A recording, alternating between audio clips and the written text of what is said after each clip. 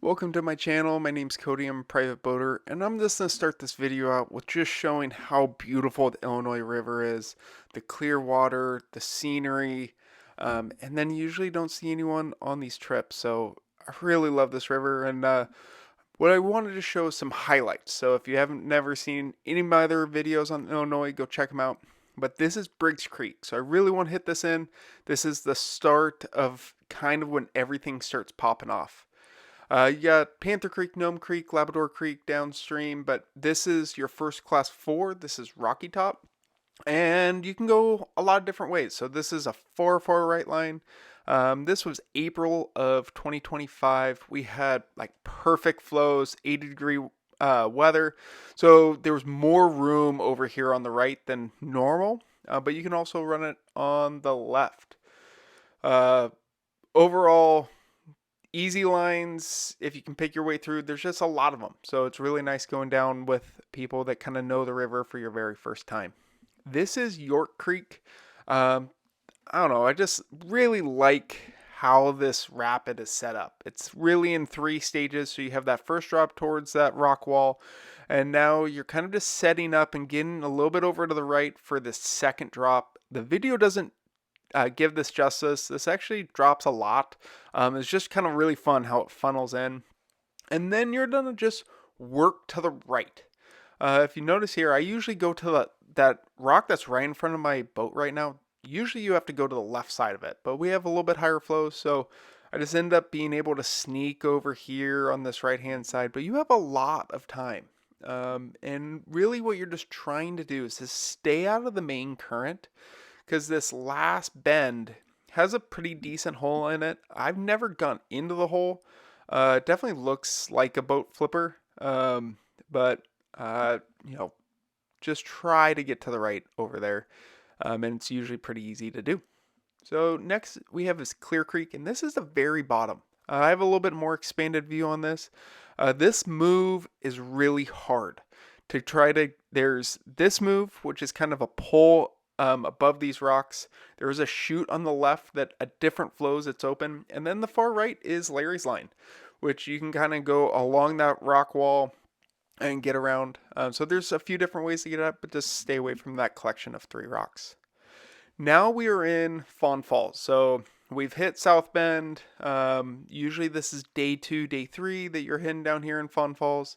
I really like a backstream ferry into this pool. And then you just have a lot of time.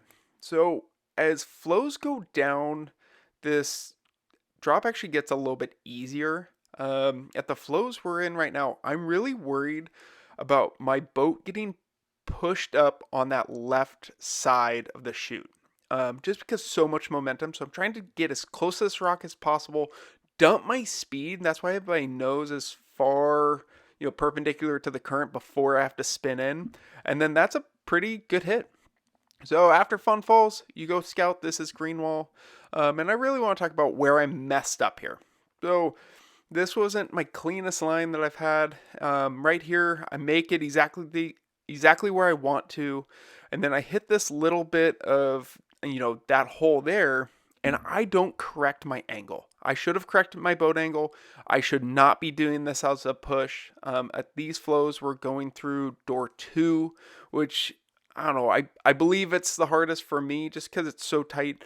But look, I'm almost going all the way far right, and I barely make it in at the last minute.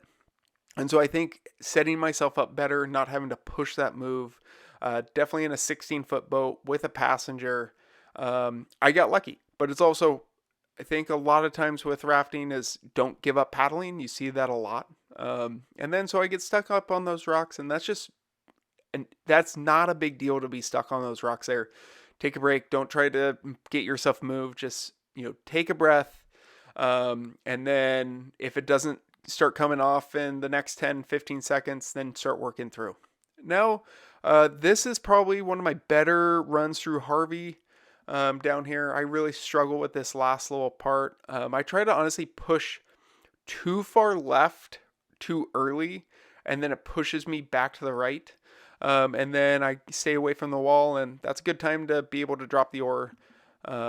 when it comes out of your hand. Just because that rock's undercut, I'm just trying to slow down before I go into it.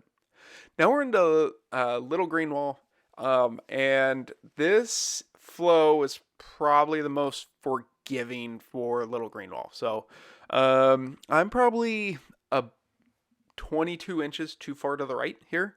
So have a little bit more left side. I just keep on pushing. I get up on this rock and I get pushed away from the spank tunnel instead of getting pulled into it. So another time just kind of being a little bit lucky.